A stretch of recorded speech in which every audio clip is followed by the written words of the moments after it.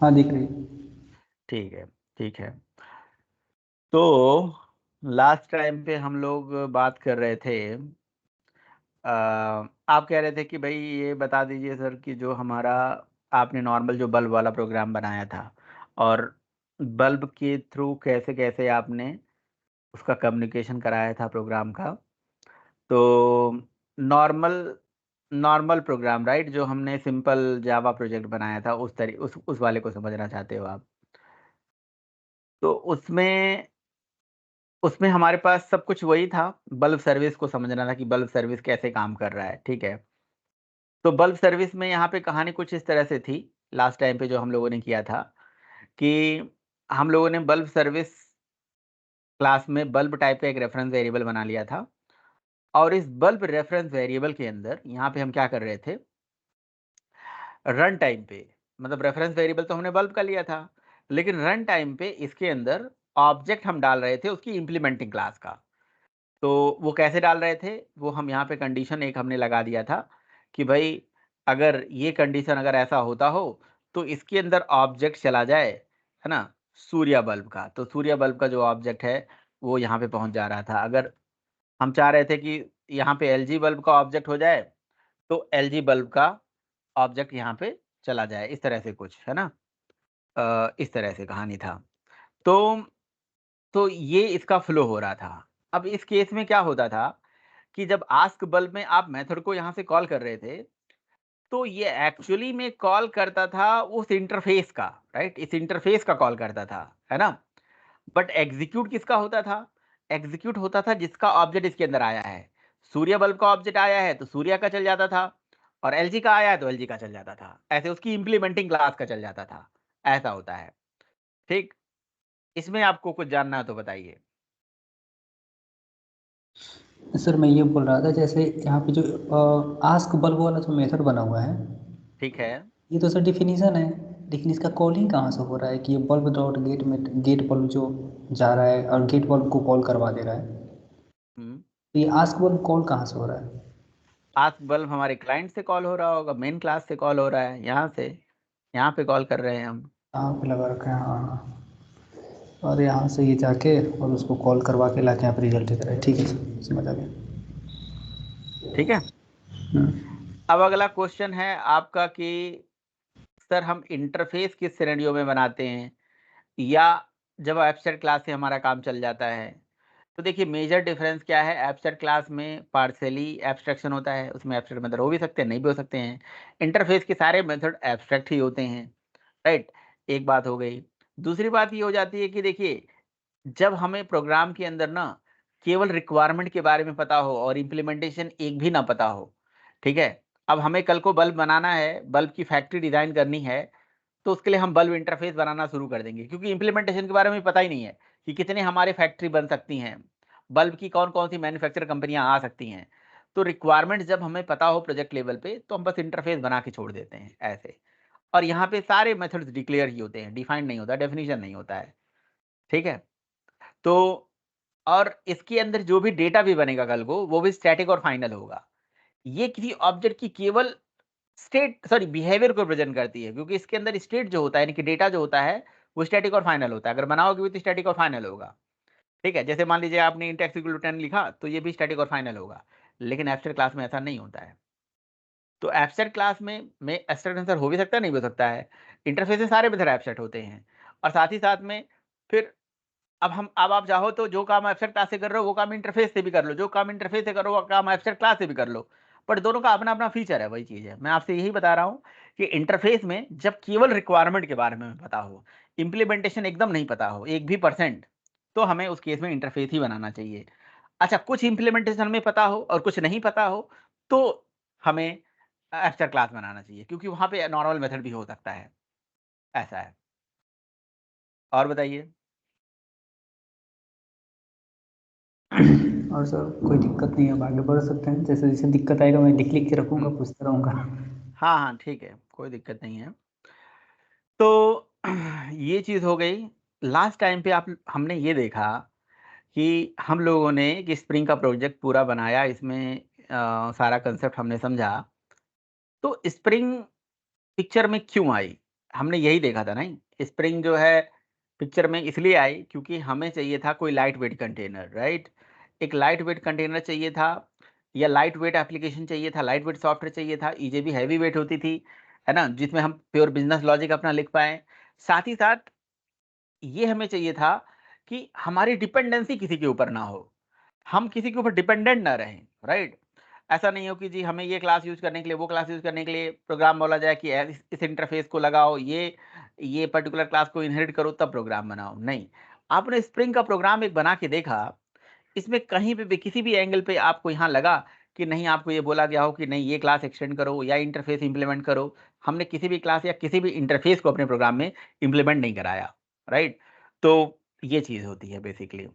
Spring core का principal यही है, नो डिपेंडेंसी नहीं होनी चाहिए।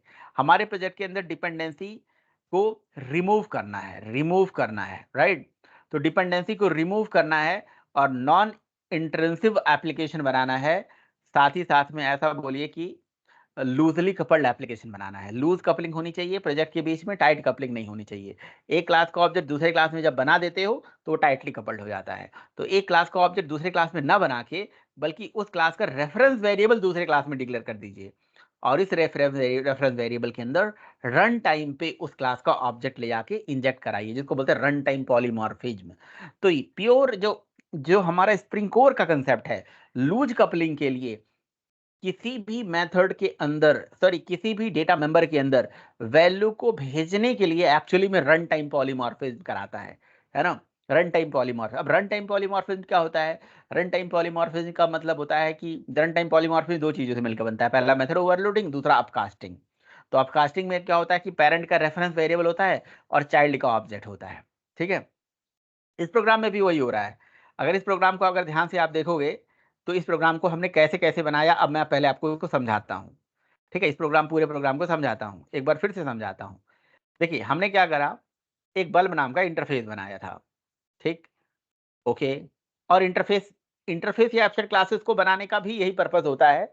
लूज़ कपलिंग भी होती है, साथ में रन टाइम पॉलीमॉर्फिज़्म भी अचीव करना होता है। तो हमारी रिक्वायरमेंट थी कि मुझे अलग-अलग तरह के बल्ब बनाने थे, इसलिए मैंने यहाँ बल्ब इंटरफ़ेस को बना के उसके अंदर एक गेट बल्ब मेथड बना के छोड़ दिया। फिर हमारे पास 2 इसकी इम्प्लीमेंटेशन आई, है ना? एक एलजी आया, एक सूर्य आया। तो एलजी ने बल्ब इंटरफ़ेस को अपने हिसाब से इम्प्लीमेंट करके यहाँ पे वो बल्ब को अपने हिसाब से लिखा, लॉजिक लिखा, इम्प्लीमेंट किया। सूर्य ने अपने हिसाब से किया। अब देखो इंटरफ़ेस हमने क्यों बनाया? हम चाहते तो सीधे क्लास बना लेते, इंटरफ़ेस क्यों बनाते? क्योंकि एक बल्ब इंटरफ़ेस को बना के 2 इम्प्लीमेंटेशन हमने बना दिया। कल को अगर कोई तीसरी बल्ब होती, चौथी बल्ब होती, 8वीं होती, 10वीं होती, तो हम एक ही इंटरफ़ेस की बहुत सारी इम्प्लीमेंटेशन इस तरह से कर सकते हैं। एक इंटरफ़ेस बनाया, अभी 2 इम्प्लीमेंटेशन करा, एलजी और सूर्या। कल को यहाँ फिलिप्स भी हो सकता है, कोई और बल्ब भी हो सकता है। उसकी इम्प्लीमेंटेशन वो इसी इंटरफ़ेस को इम्प्लीमेंट करके उसके लिए एक नया बल्ब बनाया जा सकता है। इसीलिए इंटरफ़ेस बनता है। इंटरफेस को बनाने का पर्पस होता है कि हम एक डेडिकेटेड एक काम की एक रिक्वायरमेंट के लिए हम उसका इंटरफेस बनाएँगे, उसकी हम बॉडी बनाएँगे। जैसे मैं मान लो कि बल्ब बनाने का एक फैक्ट्री हूँ, मैं गवर्नमेंट हूँ। मैं कहता हूँ कि ये बल्ब बनाना है सब लोगों को, अच्छा जी एलजी आपको बनाना है, सूर्य आपको बनाना है, किसी और को बनाना है, चलो रूल रेगुलेशन मैं डिफाइन करूँगा। मैं बताऊँगा सबको मेथड किस नाम से बनाना है, किस हिसाब से बॉडी देनी है, किस हिसाब से क्या स्टैंडर्ड होना चाहिए, क्या पैरामीटर होना चाहिए, सब मैं बताऊँगा। ठीक है? अब उसी पैरामीटर को फ़ॉलो करके सब लोग अपने हिसाब से इम्प्लीमेंटेशन करो। ठीक है? लो एलजी भाई आप अपने हिसाब से करो, सूर्य भाई आप अपने हिसाब से करो। ठीक है? फिलिप्स भाई आप अपने हिसाब से करिए। लेकिन उसका जो रूट कह सकते हो कि वो नियम कानून है वो मैं डिसाइड करूँगा। इसीलिए इंटरफ़ेस भाई। आप एक बार बताओ क्या सर्वलेट में इंटरफ़ेस नहीं होता था? सर्वलेट के प्रोग्राम को बनाने के लिए सर्वलेट वालों ने इंटरफ़ेस ही तो बनाया। उसमें 5 मेथड बना के दे दिए। कहे कि भई जो सर्वर साइड प्रोग्रामिंग करनी है तो सर्वलेट इंटरफ़ेस को अपने हिसाब से इम्प्लीमेंट करो, मेथड को ओवरराइड करो, प्रोग्रामिंग कर लो। है ना? उसमें सर्विस मेथड को सब लोग अपने-अपने हिसाब से ओवरराइड करो, उसमें लॉजिक लिखो। फ़ायदा क्या होता था? क्यों ऐसा कहा जाता था? पता है? इसलिए ऐसा कहा जाता था क्योंकि सर्वलेट क्या था? मैनेज्ड ऑब्जेक्ट था। क्योंकि सर्वलेट इंटरफ़ेस का जो ऑब्जेक्ट होता था हम नहीं बनाते थे। है ना? उसकी इम्प्लीमेंटिंग क्लासेस जो बनाता था ना उसका ऑब्जेक्ट बनता था मेमोरी में और वो ऑब्जेक्ट जो है रेफरेंस वेरिएबल इंटरफ़ेस में चला जाता था और सर्वलेट ही अपने मेथड को चलाता था, अपने लाइफ साइकिल को हैंडल करता था कहीं न कहीं। तो इसमें क्या होता था कि भई इस केस में क्या है कि इम्प्लीमेंटेशन के बारे में हमें हेडेक लेने की ज़रूरत नहीं है। अगर मैं कोई इंटरफेस बना के रख रखा हूँ यहाँ पे, तो हमें उसकी जो सर्विस लेयर होगी, ये हमारा सर्विस लेयर है बल्ब सर्विस, इसमें हमें इम्प्लीमेंटेशन से कोई मतलब नहीं होगी। हम देखो यहाँ पे हमने इंटरफेस का रेफरेंस वेरिएबल बना के छोड़ दिया। क्यों बना के छोड़ दिया? अगर मैं सीधे यहाँ पे ऑब्जेक्ट बना दूं एलजी का या सूर्य का, तब कैसा एप्लीकेशन हो जाएगा? टाइट कपलिंग हो जाएगी, और हमें चाहिए लूज कपलिंग। तो भैया लूज कपलिंग एप्लीकेशन में कैसे हो सकता है? एप्लीकेशन में लूज कपलिंग इंटरफेस के रेफरेंस वेरिएबल बना के हो सकता है। अब इस इंटरफेस का रेफरेंस वेरिएबल बना दिया। अब इस रेफरेंस वेरिएबल में रन टाइम पे जो हमारी सर्विसेज को यूज करना चाहता है, ठीक है, हम उससे उसका चॉइस पूछेंगे। ठीक है, क्लाइंट से उसका चॉइस पूछेंगे, भैया तुम्हारा चॉइस क्या है, सूर्य है, एलजी है, क्या है?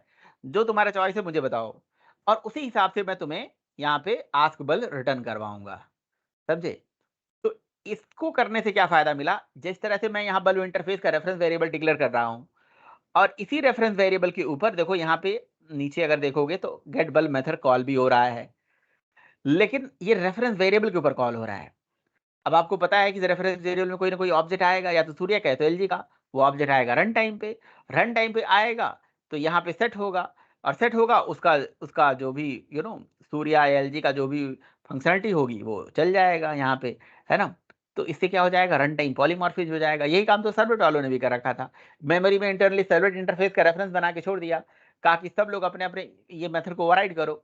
ठीक है, लेकिन जैसे ही मेथड को कॉलिंग होगी, तो हमने एक्चुअली में कॉल कर रखा होगा अपना सर्विस मेथड, बट एग्जीक्यूट हो जाएगा उसका सर्विस मेथड जिसने इसको ओवरराइड किया हुआ है, इस तरह से। तो फिलहाल हमने यहाँ पे पहले वाले अप्रोच में जो हमने विदाउट स्प्रिंग किया था, तो वहां पे हम अपनी क्लास को ऑब्जेक्ट बना रहे थे मैन्युअली, राइट? यहाँ पे ऐसे लिख रहे थे इफ एल्स लगा के या कंडीशन लगा के। यहाँ हमने नहीं लिखा, हमने बस यहाँ पे रेफरेंस वेरिएबल डिक्लेयर करके छोड़ दिया, उसका बना दिया सेटरगेटर। ठीक है ना, सेटरगेटर बना दिया यहाँ। उसके बाद क्या हुआ? उसके बाद ये आस्कबल मेथड भी यहाँ पे बना दिया। अब स्प्रिंग क्या कहता है हमसे? स्प्रिंग कहता है कि भाई देखो, आप अपना प्रोग्राम बना रहे हो, प्रोजेक्ट बना रहे हो। पहले क्या हो रहा था? पहले आप अपनी क्लासेस का ऑब्जेक्ट खुद बनाते थे, चाहे वो कोई भी क्लास हो, ए क्लास, बी क्लास, सी क्लास, डी क्लास, एक्स, कोई भी क्लासेस का जो ऑब्जेक्ट होता था, उसको बनाने की जिम्मेदारी आपकी होती थी। अब स्प्रिंग कहता है कि हे प्रोग्रामर, आप अपनी क्लास का ऑब्जेक्ट मत बनाओ, आपकी क्लासेस का ऑब्जेक्ट बनाने की जिम्मेदारी मेरी है। आपकी क्लासेस का ऑब्जेक्ट बनाने की जिम्मेदारी मेरी है। ये कौन कह रहा है? स्प्रिंग कह रहा है हमसे। स्प्रिंग कोर कहता है, स्प्रिंग का बेस मॉड्यूल कहता है हमसे। तो हमने कहा कि ये ऐसे कैसे, ये कैसे हो गया चमत्कार? तो उसने कहा कि एक नया प्रिंसिपल मैं बना रहा हूं, उस प्रिंसिपल का नाम है आईओसी।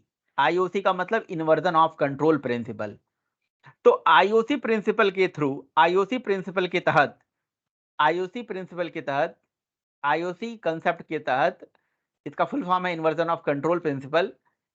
इस प्रिंसिपल का मतलब ही होता है कि आपके कंट्रोल का हो चुका है इन्वर्जन। जो कंट्रोल पहले आपके पास थी, वो कंट्रोल अब हमारे पास आ गई है, उसका हो गया है इन्वर्जन। और इसी इन्वर्जन ऑफ कंट्रोल प्रिंसिपल के थ्रू मैं अब आपकी क्लासेस का ऑब्जेक्ट खुद बनाऊंगा। मैंने कहा कैसे बनाओगे? वो कहता है आपकी क्लासेस का जो इन्फॉर्मेशन है ना, मुझे दीजिए, बस मुझे इन्फॉर्मेशन बता दीजिए कि कौन सी क्लास का ऑब्जेक्ट बनाना है। हमने कहा कैसे? वो कहता है कि आप एक्सएमएल से बनाइए, जावा कॉन्फ़िगरेशन यूज़ करिए, एनोटेशन लगाइए, बहुत सारे मैकेनिज्म मैं आपको दूँगा। उन सारे मैकेनिज्म को यूज़ करके आपकी क्लासेस का इन्फॉर्मेशन मुझे बस दे दीजिए, ठीक है? तो अभी तो हम स्टार्टिंग कर रहे हैं एक्सएमएल से, तो हम एक्सएमएल में अपनी क्लास का इन्फॉर्मेशन दे रहे हैं, लेकिन आगे चल के हम इसका एक एक्सएमएल फाइल बना दिया रिसोर्स के अंदर। और हमने कैसे इन्फॉर्मेशन देंगे? उसके लिए वो कहता है कि एक्सएमएल फाइल बना दीजिए। देखिए लास्ट टाइम पे यहाँ पे एरर दिख रहा था ऐसे ही, पता नहीं क्यों, अब देखिए नहीं दिख रहा है वो एरर।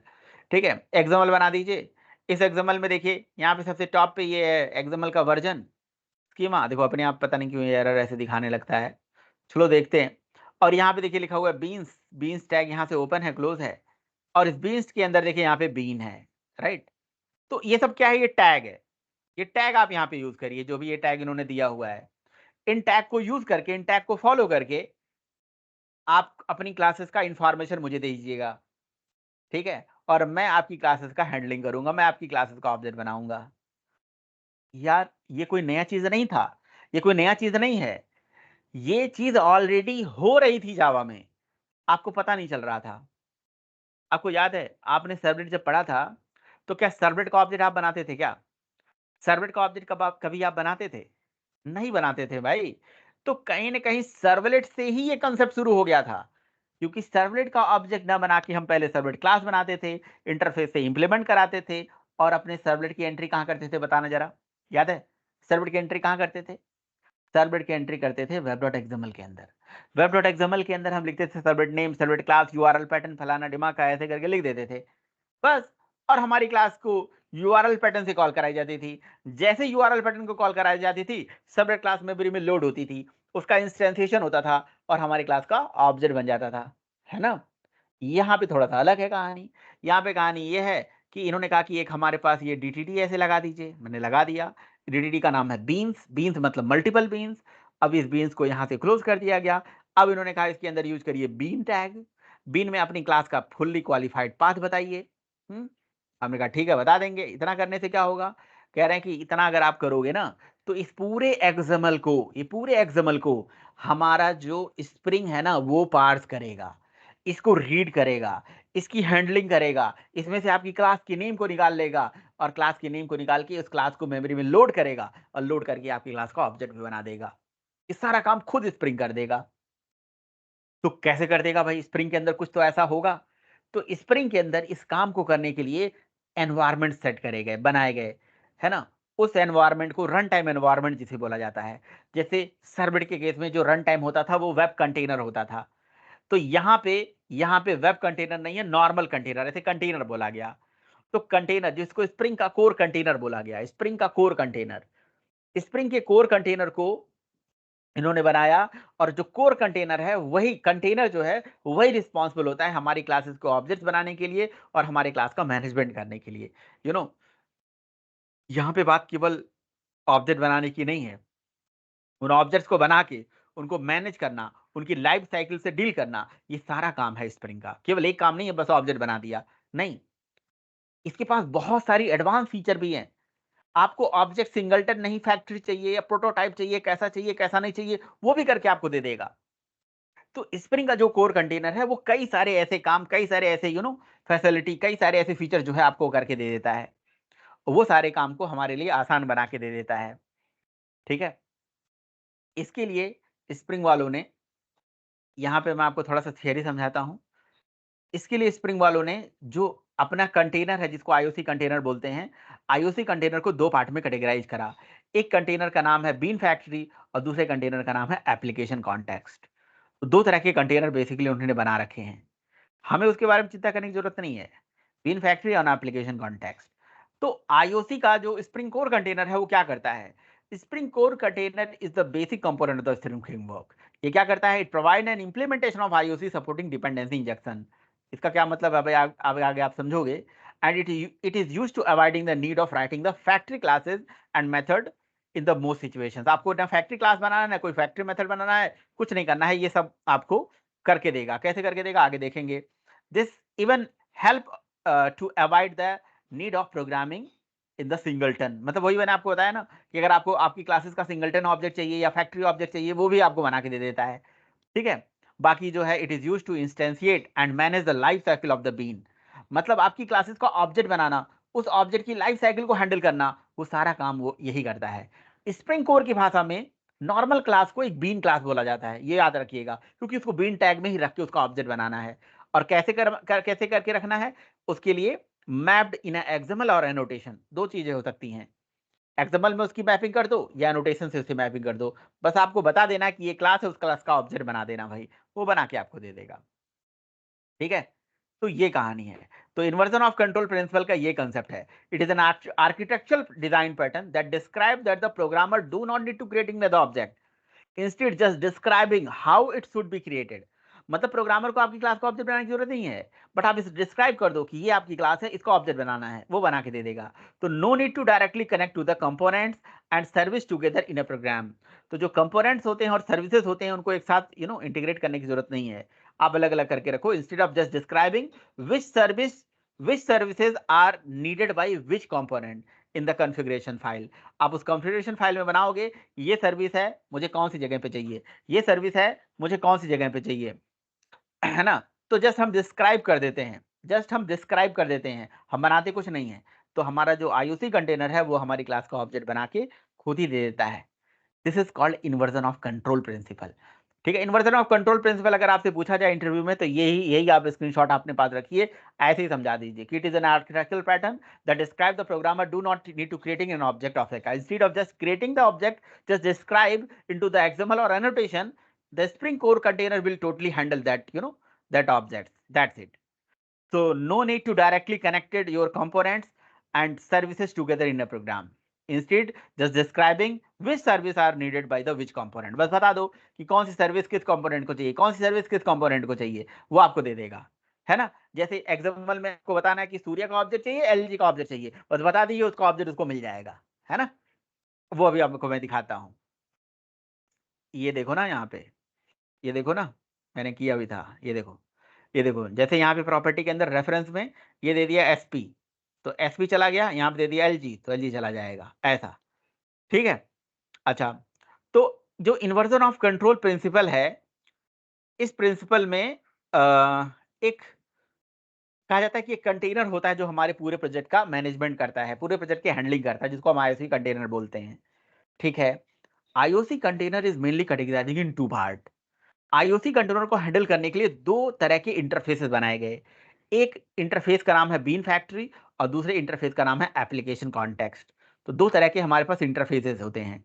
ठीक है, मैंने आपको स्प्रिंग कोर का डॉक्यूमेंटेशन PDF दिखा रहा था लास्ट टाइम पे, तो ये वाला है, इसमें ज़्यादा वो है, नंबर ऑफ पेजेस हैं, इसको ज़रूर रखिए। और स्प्रिंग पढ़ने के लिए ना भाई इसको ज़रूर फॉलो करिए आप, बहुत अच्छा चीज़ है ना। मैं भी इसको फॉलो करता हूँ, इसकी इसके जो भी नोट्स हैं, पॉइंट्स हैं, यहाँ पे देखता रहता हूँ कि जी क्या क्या चीज़ें हैं, और यहीं से हम लोग समझते हैं चीज़ों को। ठीक है, तो देखिए यहाँ पे, देखिए आपको आपको यहाँ पे सारी चीज़ें मिलेंगी। देखिए देखिए introduction of IOC container and beans. तो देखिए यहाँ पे बताया जा रहा होगा, सब कुछ आप पढ़िएगा समझ में आ जाएगा। मेन जो कंसेप्ट बताया जा रहा है कि IOC कंटेनर जो होता है ना, ये हमारा बेसिक कंपोनेंट होता है एप्लीकेशन का, जिसमें 2 पार्ट में IOC कंटेनर कैटेगराइज है, जिसमें से एक होता है हमारा बीन फैक्ट्री, एक हमारा पास होता है bean factory interface providing the advance configuration mechanism capability of mapping the objects, और एक होता है application context, sub interface of the bean factory. तो ये कभी-कभी इंटरव्यू में क्वेश्चन पूछा जाता है, व्हाट इज IOC कंटेनर। तो आप बोलोगे IOC कंटेनर स्प्रिंग के अंदर वो कंटेनर होता है, वो प्लेस होता है, वो जगह होता है जहाँ पे हमारे जितने भी बीन ऑब्जेक्ट्स होते हैं उनको रखा जाता है, उनको मैनेज करा जाता है, उनको हैंडल करा जाता है। तो actually IOC stand for inversion of control. It is basically architectural design pattern where the programmer को किसी क्लास का ऑब्जेक्ट बनाने की जरूरत नहीं होती है। Instead of just creating an object we are just describing the object in the XML और एनोटेशन, बस हम बता देते हैं और वो हमारे क्लासेस का ऑब्जेक्ट बना के रख लेता है। लेकिन वो बनाता कैसे है, इसके लिए हमारे पास IOC कंटेनर रिस्पॉन्सिबल होता है। IOC कंटेनर बेसिकली एक प्रोग्राम होता है, और उस प्रोग्राम बनाने के लिए जो टॉप इंटरफेस बनाया गया जिसका नाम है bean factory. Bean factory is the root interface, और उसके बाद एक चाइल्ड इंटरफेस भी है जिसका नाम है एप्लीकेशन कॉन्टेक्स्ट। तो ये बहुत ही लेगेसी, बहुत पुराना इंटरफेस है बीन फैक्ट्री। अब ये मतलब ऑलमोस्ट डिप्रिकेटेड है, कोई यूज नहीं करता है। Instead of the bean factory we are using the application context, जो सब इंटरफेस है बीन फैक्ट्री का। जो एप्लीकेशन कॉन्टेक्स्ट और बीन फैक्ट्री में क्या डिफरेंस है, this is also an question of interview. सब पूछा था how many types of container we have 2 container spring के 2 कंटेनर्स हैं, बीन फैक्ट्री और एप्लीकेशन कॉन्टेक्स्ट। क्या डिफरेंस है, तो बोल दो कि application context is root interface और child interface of the bean factory which having the following feature then your bean factory. क्या, ये easier integration with the spring AOP feature. Spring aspect oriented programming का concept होता है, जिसमें ये बहुत आसानी से इसका इंटीग्रेशन करा जा सकता है। Message resource handling for using the internationalisation, ये आपको फीचर करके देता है। इवेंट पब्लिशन, ये आपको फीचर करके देता है। Application layer specific context such as web context for the web application, ये सब करके देता है।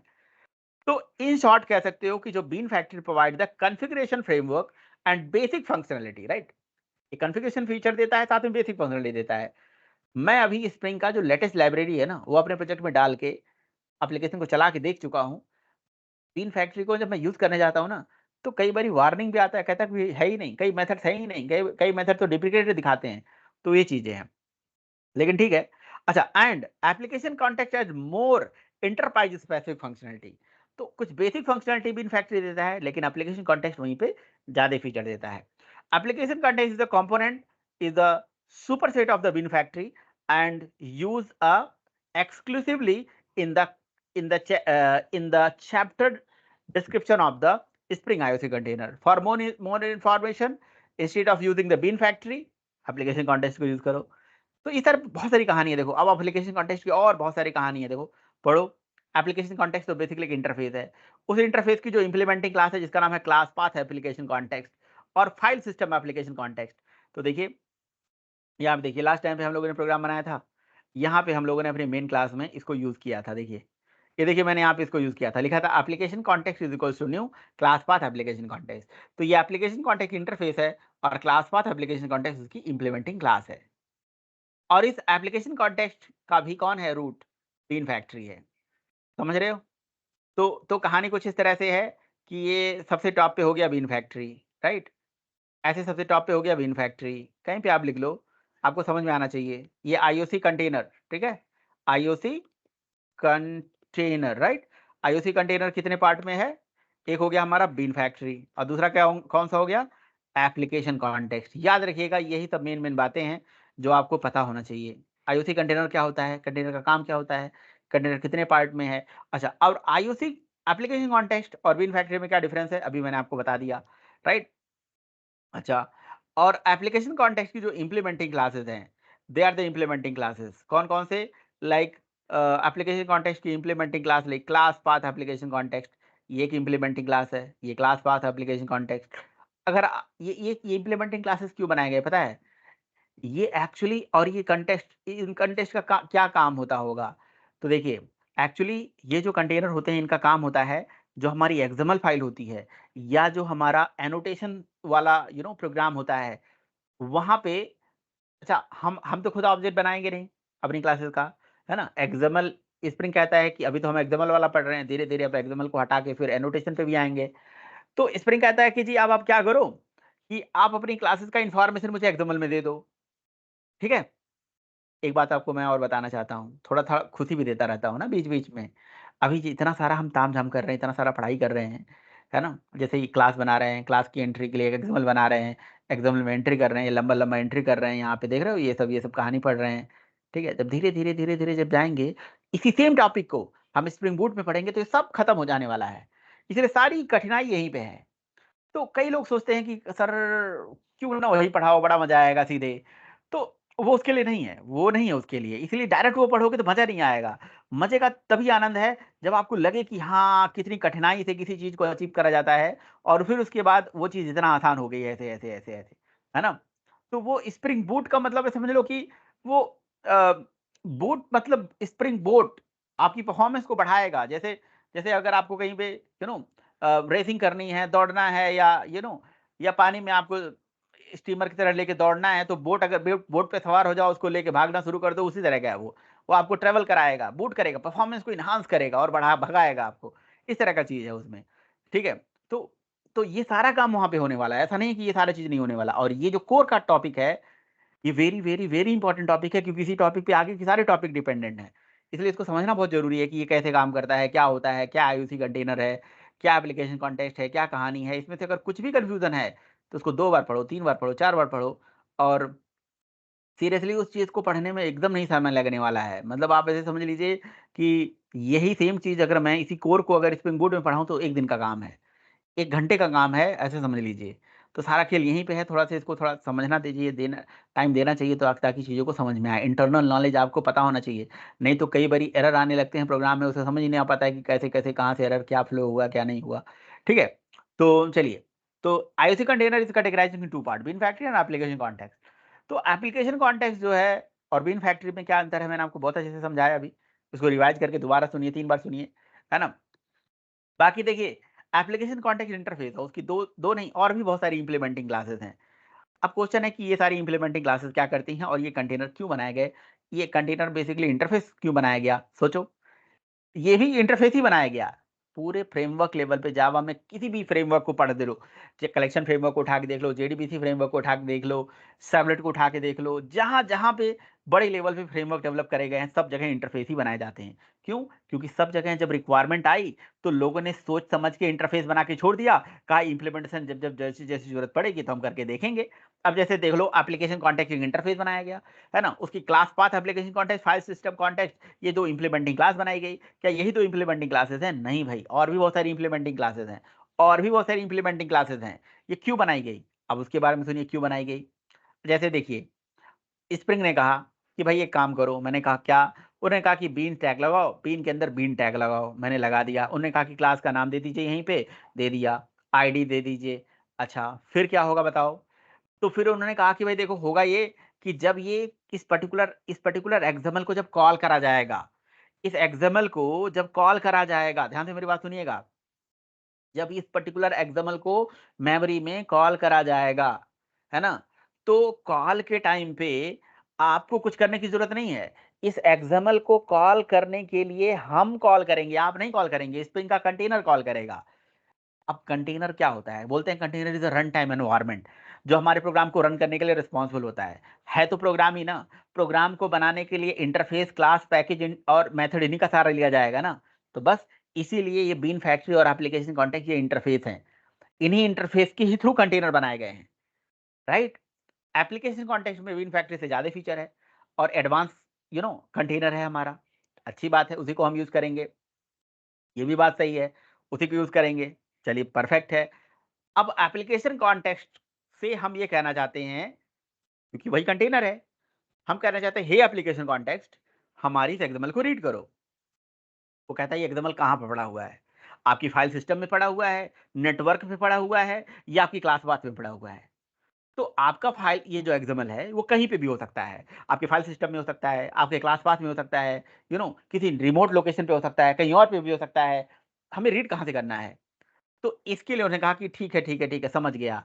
ओके, इसीलिए उन्होंने क्या करा, इसीलिए उन्होंने bean factory application context interface बनाया और कहा कि अगर आपको आपकी क्लास पाथ से उस एक्सएमएल को रीड कराना है तो मैं क्लास बनाता हूं जिसका नाम होगा क्लास पाथ एप्लीकेशन कॉन्टेक्ट। अगर आपको फाइल सिस्टम रीड कराना है तो फाइल सिस्टम एप्लीकेशन कॉन्टेक्ट। और ऐसे और बहुत सारे इंप्लीमेंटिंग क्लासेस, कुछ और इंप्लीमेंटिंग क्लासेस आपको दिख जाएगा। समझे कि नहीं समझे? मेन ये दो है, ठीक है। यहीं पे तो हमारी फाइलें होती हैं, इसके अलावा और कहाँ जाएगी? ठीक है। तो तो फिर हम क्या करते हैं, सुनिएगा जरा ध्यान से। फिर हम क्या करते हैं, सुनिएगा जरा ध्यान से। ये सब लाइन हटा देते हैं। इसीलिए इसीलिए हमने यहाँ पे लिखा application context is equal to new class path application context, और इसमें अपनी एक्सएमएल फाइल का नाम दे दिया। मतलब यहाँ पे हमने ऑब्जेक्ट किसका बनाया? इंप्लीमेंटिंग क्लास का। और इसको रखा किसमें? इंटरफेस के अंदर। बात समझ में आ रहा है? तो इंटरफेस का तो ऑब्जेक्ट बनेगा नहीं। तो application context equal to new. अब जब पहले यूज करते थे तो यहाँ पे बीन फैक्ट्री लिखते थे, यहाँ पे बीन फैक्ट्री लिखते थे। मैं लिखने की जरूरत ही नहीं है क्योंकि अब यूज होता ही नहीं है भाई, तो पढ़ना फायदा है नहीं। बीन फैक्ट्री आपको दिखेगा यहाँ, बट बीन फैक्ट्री की बहुत सारी इंप्लीमेंटिंग क्लासेस जो हैं वो सब डिप्रिकेटेड हैं, तो इसलिए यूज नहीं करेंगे हम, छोड़ दो। ठीक है। अच्छा, तो ठीक है भाई, परफेक्ट है, कोई दिक्कत वाली बात है नहीं। तो जब आप इस लोकेशन को बताओगे ना, किसको? क्लास पाथ एप्लीकेशन कॉन्टेक्स्ट को, तो भैया जो क्लास पाथ एप्लीकेशन कॉन्टेक्स्ट है ना, आपकी फाइल सिस्टम की क्लास पाथ से रिसोर्स वाली लोकेशन से अपने आप इसको पिक कर लेगा। और इसको पिक करने के बाद आपकी एक्सएमएल को अपने आप पार्स करेगा, अपने आप इसको रीड करेगा, और यहाँ पे आने वाले जितने भी बीन टैग हैं उनसे क्लास को खोजेगा, और इन क्लास को खोज के रन टाइम पे इनकी लोडिंग करेगा। कैसे करेगा? अब बताओ, किसी क्लास को रन टाइम पे लोड कैसे करा जा सकता है? With the help of class dot for name. भैया क्लास डॉट फॉर नेम से वो क्लास मेमोरी में आएगी, क्लास डॉट फॉर नेम से वो क्लास मेमोरी में आएगी, है ना। और यहाँ पे वो क्लास, मान लीजिए ये क्लास है, तो इस क्लास को यहाँ पे ऐसे पहुंचा दिया जाएगा, है ना। ये रन टाइम पे कभी आपने बेसिक जावा में भी मैं करवाता हूँ। और जैसे क्लास डॉट फॉर नेम से कोई क्लास मेमोरी में लोड होती है, तो उस लोडेड क्लास की क्लास का ऑब्जेक्ट बन जाता है ना। और उसके बाद डॉट लगा के न्यू इंस्टेंस के थ्रू, है ना, न्यू न्यू इंस्टेंस के माध्यम से रन टाइम पे उस क्लास का ऑब्जेक्ट बन जाएगा। This is the this is the internal picture behind the this bean. Bean में ये इंटरनल कहानी चलती है। ये कहानी, ये नई कोई कहानी नहीं है, सर्वलेट में भी यही कहानी होती थी। उस कहीं पे भी ये कहानी चल रही होगी जावा बेस्ड फ्रेमवर्क में, जहां पे अपनी क्लास का ऑब्जेक्ट आप नहीं बना रहे हो, बस डिक्लेरेशन करके छोड़ दे रहे हो कि भैया ये मेरी क्लास, इसको ऑब्जेक्ट बना देना। ठीक है। तो मैं आपसे पूछ रहा हूँ, क्या हमारी क्लासेस का ऑब्जेक्ट ये लोडिंग टाइम पे बना दे रहा होगा? क्या ये जैसे ही एक्सएमएल फाइल को पार्स करके, लोड करके, रीड करके, उसी टाइम पे बना दे रहा होगा? अब एक्सएमएल फाइल को पार्स करने का मतलब क्या है? अगर जैसे सपोज करो कि यहाँ पे कोई टैग आपने मिसिंग कर दी, कोई एट्रीब्यूट सही से नहीं लिखा, है ना, तो ये जैसे ही मेमोरी में चलेगा वहीं पे पार्सिंग एक्सेप्शन दे देगा। अब इसके लिए इंटरव्यू में क्वेश्चन पूछा जाता है कि जो हमारी क्लास पाथ एप्लीकेशन कॉन्टेक्स्ट है वो कौन कौन से पार्सर को यूज करती है। तो हमारे जावा के अंदर दो तरह के पार्सर होते हैं, एक होता है एस ए एक्स पार्सर, और एक होता है एक एस ए एक्स पार्सर होता है, और एक होता है एक और होता है भाई, दो तरह के पार्सर होते हैं, है ना। एस ए एक्स होता है और डॉम ऐसे कुछ करके होता है, दो तरह के पार्सर होते हैं। तो यहाँ पे सर्च कर लेते हैं जावा एक्सएमएल पार्सर, ठीक है ना। तो जावा में एक्सएमएल पार्सर्स कौन कौन से भाई पार्सर्स होते हैं जावा के अंदर। जावा के अंदर दो तरह के पार्सर, एक होता है डॉम पार्सर, एक होता है एसएक्स पार्सर, ठीक है। तो और भी बहुत सारे पार्सर्स हैं, मेनली ये दो तरह के पार्सर होते हैं। तो जब एप्लीकेशन को आप रन करोगे ना, अगर कोई पार्सिंग से रिलेटेड प्रॉब्लम आ गई, है ना, जैसे मान लीजिए किसी में आईडी को गायब कर दीजिए आप, ठीक है, कोई ऐसी चीज़ें हटा दीजिए, ठीक है। वैसे तो ये कंपाइल टाइम पे ही प्रॉब्लम दे देगी, या यहाँ पे ये थोड़ा सा ऐसे हटा दीजिए एक टैग, ठीक। एप्लीकेशन को रन करिए, राइट क्लिक करिए, रन करिए, रन करते ही ऐसे चलाइए, ठीक है। तो यहाँ पे देखिए इसको प्रोग्राम को बड़ा करिए, तो देखिए इसमें दिखा दिया, देखिए यहाँ पे दिखा रहा है कि दिस इज दिस। अब दिखा XML bean store this, line number 7 पे ये प्रॉब्लम आ गई, रिसोर्स में इनवैलिड दिस। और कहीं पे पार्सर की भी कहाँ देखो लिखा रहा है एस एक्स पार्सर, दिख रहा है ये एस एक्स पार्सर यूज करता है मेमोरी में ये, ठीक है। कौन सा पार्सर यूज करता है एक्सएमएल को पार्स करने के लिए, S x parser. S x parser जैसे चला मेमोरी में, उसने कह दिया भाई एक्सएमएल का फॉर्मेट सही नहीं है, कुछ गड़बड़ी है, कुछ प्रॉब्लम है, कुछ इशू है। अभी ये जो रेड रेड दिखा रहा है ना, ये समझ लो कि ये इक्लिप्स का ही कुछ बग है, कुछ दिक्कत है, उसको हम हटा देंगे तो चल जाएगा, ऐसा कुछ नहीं है, ठीक है। बट बट वैसे वैसे एरर होना नहीं चाहिए, ठीक है ना। प्रोग्राम में एरर होना नहीं चाहिए, ये भी एरर है तो कुछ कमी है, जो भी कमी हो देखते हैं, देखेंगे उस पर हम बाद में चर्चा करेंगे। ओके, तो एक्सएमएल का पार्सर चल गया, पार्सर वार्सर करके ये सारी फाइल को पार्स करा जाता है एक्सएमएल को, और फिर उसके एक एक टैग को रीड करके क्लास के नेम को उठा के सारी क्लासेस का ऑब्जेक्ट बनाया जाता है, समझे आप। तो इसका मतलब ये हो गया कि जो हमारी बल्ब क्लास है, LG bulb, Surya bulb, bulb service, इन तीनों क्लासेस का ऑब्जेक्ट जो है मेमोरी में रन टाइम पे ऐसे बनाया जाता है, बिल्कुल ऐसे ही बनाया जाता है। आप देखना चाहते हो उन क्लासेस का ऑब्जेक्ट मेमोरी में। अच्छा, अब ये भी क्वेश्चन पूछा जाता है इंटरव्यू में कि जैसे ही एप्लीकेशन कॉन्टेक्स्ट को new class path application context चला, तो इस कॉन्टेक्स्ट के चलते ही क्या हमारी क्लासेस का ऑब्जेक्ट इसने बना दिया, यानी कि इसने अर्ली लोडिंग कर ली, अर्ली लोडिंग स्टैटिक लोडिंग कर लिया, या लेजी लोडिंग करेगा, है ना। तो अर्लियर लोड कर लेता है ये मेमोरी में, राइट, शायद शायद, है ना। तो क्योंकि एक्चुअली पहले क्या होता था, हमारे पास बीन फैक्ट्री भी होती थी और एप्लीकेशन कॉन्टेक्स्ट भी होता था। तो बीन फैक्ट्री जो है वो शायद अर्ली लोडिंग करता था, वो मैंने करके देखा भी है, मैंने करके चलाया भी है। लेकिन अब यहाँ पे क्या करते हैं, इस चीज़ को प्रूफ करने के लिए हम अपनी क्लास के अंदर एक कंसिडर बना लेते हैं, ठीक है, किसका, एलजी बल्ब का एक कंसिडर बना लेते हैं, और इस कंसिडर के अंदर हेलो हाय जो भी मैसेज है दे देते हैं। और अगर इसको एक एक को चला लेते हैं, बाकी अगर ये चल गया तो बाकी सभी चल जाएंगे, ठीक है। यहाँ पे लिख दिया हमने एलजी कंसिडर। अब इसको चला के देखते हैं कि क्या हमारी क्लास का ऑब्जेक्ट मेमोरी में बना चुका होगा। तो अगर हमारी क्लासेस का ऑब्जेक्ट ये लोड होते ही बन गया होगा तो एलजी का कंसिडर चल जाएगा। देखिए अर्ली वार्निंग कर लेता है ये, राइट। तो इसका मतलब क्या हुआ, इसका मतलब ये हो गया कि जब हम अपनी मेन क्लास में application context equal to new application context चलाते हैं और यहाँ पे अपनी कॉन्टेक्स्ट फाइल में एक्सएमएल फाइल का नाम दे देते हैं, दैट्स इट।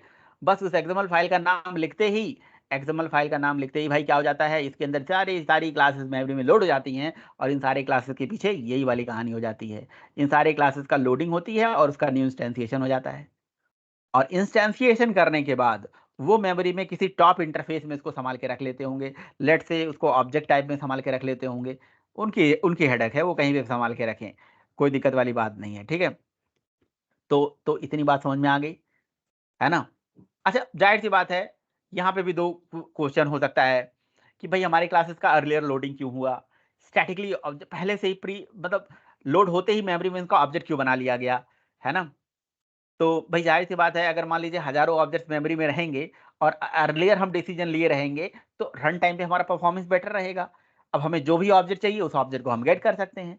कैसे गेट कर सकते हैं देखिए, बहुत सिंपल सी कहानी है।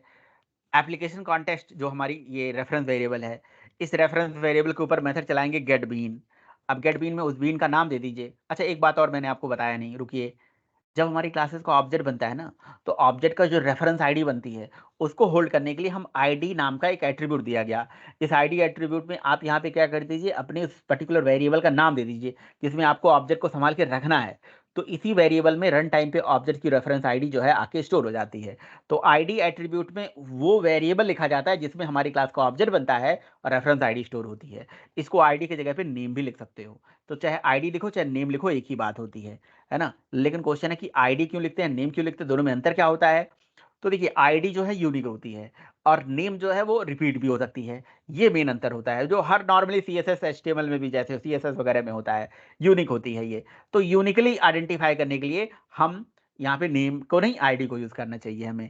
वैसे एक्चुअली हम बताएं आपको, तो हमारे प्रोग्राम में किसी भी बीन को, है ना, आइडेंटिफाई करने के लिए 3 नेम दिए जा सकते हैं। एक हो गया आईडी, एक हो गया नेम, और एक एलियास भी होता है, राइट? एक एलियास भी होता है। यहाँ पे दिख रहा है? नहीं दिख रहा है ना? एक एलियास होता था पहले, चलो ठीक है, अभी नहीं दिख रहा है। तो आईडी भी लिखो, नेम भी लिखो, है ना? एलियास, शायद एलियास करके टैग होता होगा, मे बी, है ना? होता तो होगा यार इस टैग के अंदर, या मैं देख के आपको बताऊंगा कि यहाँ पे कुछ होता तो है ना? तो एक एलियास भी होता है, उसको भी यूज करते हैं, बट फॉरगेट अबाउट दैट, है ना? हमारी इस क्लासेस को ऑब्जेक्ट बना के इनके रेफरेंस वेरिएबल में रख दिया जाता है। हमें अपने प्रोग्राम में इसी रेफरेंस वेरिएबल को यूज करना होता है। अगर हम अपने रेफरेंस वेरिएबल में गेट बीन में अगर हमने अपनी क्लास का नाम दे दिया एलजी, अगर हमने एलजी नाम दे दिया, ठीक है ना, एलजी, तो ये हमें क्या कर देगा, एलजी का ऑब्जेक्ट रन टाइम पर रिटर्न करके दे देगा। और हमें पता होना चाहिए कि भाई ये एलजी का ऑब्जेक्ट है, तो मुझे एलजी में होल्ड करना है। अगर हमें चाहिए ऑब्जेक्ट बल्ब का, जिसका भी ऑब्जेक्ट चाहिए, बल्ब सर्विस का चाहिए तो बल्ब सर्विस का ले लेते हैं। जिसका भी ऑब्जेक्ट चाहिए रन टाइम पे, उस पर्टिकुलर ऑब्जेक्ट को हम गेट गेट करेंगे। लेकिन ऑब्जेक्ट्स मेमोरी में पहले ही बन चुका होगा, ये बात का ध्यान रहे, ठीक है ना? तो हम इस पे बल्ब सर्विस टाइप के वेरिएबल में यहाँ पे ऐसे गेट कर ले रहे हैं, ऐसे गेट कर लिया बल्ब सर्विस में, है ना? उसके बाद क्या करेंगे, system dot out dot println में बल्ब सर्विस के ऑब्जेक्ट को यहाँ पे प्रिंट करके आपको दिखा देते हैं कि बल्ब सर्विस का ऑब्जेक्ट देखिए इस तरह से बन गया। ठीक है, ओके, ठीक। यहाँ तक की कहानी हो गई क्या? This is called inversion of control principle. This is called inversion of control principle. Inversion of control principle में क्लासेस का ऑब्जेक्ट हम नहीं बनाएंगे, टेक्नोलॉजी बना के हमें देगी, बना के दे दिया, बहुत अच्छी बात है। सर, आपने 2 प्रिंसिपल बताया था, एक बताया था इन्वर्जन ऑफ कंट्रोल और दूसरा बताया था डिपेंडेंसी इंजेक्शन। अब ये डिपेंडेंसी इंजेक्शन क्या चिड़िया है? ये क्या बला का नाम है भाई? डिपेंडेंसी इंजेक्शन में क्या होता है? तो डिपेंडेंसी इंजेक्शन समझिएगा। What is the meaning of dependency injection? यहीं पे आपको मैं समझाता हूँ। देखिए, आईओसी तक की कहानी आपको समझ में आ गई, ठीक है? अब इन्वर्जन ऑफ कंट्रोल प्रिंसिपल के, ओहो, डीआई के बारे में नहीं लिख रखा है क्या? अच्छा, चलो ठीक है, कोई बात नहीं, बहुत सिंपल है। मैं सोचा कुछ थियोरेटिकल बातें होंगी तो आपको समझा देता हूँ, नो वरीज। देखिए, देखिए, एक्चुअली क्या होता है, जब किसी प्रोग्राम के अंदर पहले क्या हो रहा था, पहले हम किसी एक क्लास का ऑब्जेक्ट दूसरे क्लास में डायरेक्ट बना रहे थे। जैसे जैसे मान लीजिए ए का ऑब्जेक्ट बी बना रहे थे, बी का ऑब्जेक्ट सी बना रहे थे, इंप्लॉय का ऑब्जेक्ट एड्रेस में बना रहे थे, नहीं, एड्रेस का ऑब्जेक्ट इंप्लॉय बना रहे थे, तो उसका डिपेंडेंसी हो जा रहा था। अभी ये इन्होंने बोला कि नहीं भाई, आप एक काम करो, अपने प्रोग्राम में डिपेंडेंट ऑब्जेक्ट मत बनाओ, डिपेंडेंट ऑब्जेक्ट मत बनाओ, instead of creating that object we should just declare the variable. मैंने वेरिएबल डिक्लेयर कर दिया। अब आप के लिए इस क्लास का ये वेरिएबल एक काइंड ऑफ डिपेंडेंसी हो गई, है ना? इसको आप डिपेंडेंसी बोलेंगे। अब इन डिपेंडेंसी को टाइटली कपल्ड नहीं करेंगे, टाइट कपलिंग नहीं करेंगे। टाइट कपलिंग का मतलब ऑब्जेक्ट इसी के आगे ही बना देना, वो टाइट कपलिंग हो गया। नहीं नहीं नहीं, अब इसके अंदर जो इंजेक्शन का काम है, इसमें वैल्यू डालने का काम, वो हम करेंगे। That is called dependency injection. बहुत देखो, डिपेंडेंसी इंजेक्शन मतलब एक वर्ड में मैं बताऊं तो किसी क्लास के अंदर किसी वेरिएबल की वैल्यू को भेजना, उसके अंदर वैल्यू को पुट करना, इंसर्ट करना, वैल्यू इंजेक्ट कराना, that is called dependency injection. ठीक है? तो इस क्लास का ये वेरिएबल में करना है ना। किसी क्लास में इसी टाइप का वेरिएबल हो सकता है क्या? देखिए, रियल टाइम पे तो किसी क्लास में रेफरेंस टाइप के वेरिएबल को वैल्यू इंजेक्ट करा जाता है। बाकी आप देखिए, किसी क्लास में इंटीजर वेरिएबल भी हो सकता है, फ्लोट वेरिएबल भी हो सकता है, बुलियन वेरिएबल हो सकता है, किसी भी टाइप का वेरिएबल हो सकता है। वेरिएबल किसी भी टाइप का हो सकता है, मैं बता रहा हूं आपको। तो अगर किसी भी टाइप का वेरिएबल हो सकता है, तो किसी भी टाइप की वेरिएबल को हम अपने उस क्लास के उस पर्टिकुलर बीन के अंदर से उसको इंजेक्ट कराएंगे। क्या मुझे इस क्लास में कोई वेरिएबल इंजेक्ट कराना है? नहीं। इस वाले क्लास में कराना है? नहीं। इस वाले बीन में करना है? हाँ, क्योंकि ये बल्ब सर्विस वाले बीन में एक एक प्रॉपर्टी ये है, इसी में मुझे डेटा इंजेक्ट कराना है। तो इसमें क्या इंजेक्ट कराना है स्पेशली? देखिए, किसी क्लास में किसी भी टाइप की वैल्यू हो सकती है। Primitive, string, collection, reference, object, कैसी प्रॉपर्टी, किसी भी टाइप की वैल्यू हो सकती है। तो किसी क्लास की किसी वेरिएबल में, किसी भी टाइप की वेरिएबल में अलग-अलग टाइप की वैल्यू अगर हो सकती हैं, तो उन अलग-अलग टाइप की वैल्यूज़ इसके अंदर इंजेक्ट कराई जा सकती है। कहने का मतलब ये है। तो अलग-अलग टाइप की वैल्यू हो सकती है और अलग टाइप की वैल्यू इसके अंदर इंजेक्ट हो सकती हैं। तो उसे हमें समझने की ज़रूरत है कि इस क्लास के अंदर की ये जो वेरिएबल हैं, ये कहलाते हैं डिपेंडेंसी और इनके अंदर वैल्यू डालने का प्रोसेस कहलाता है डिपेंडेंसी इंजेक्शन। तो dependency injection is the implementation of inversion of control. एक वे में ऐसा बोला जाता है और दूसरे वे में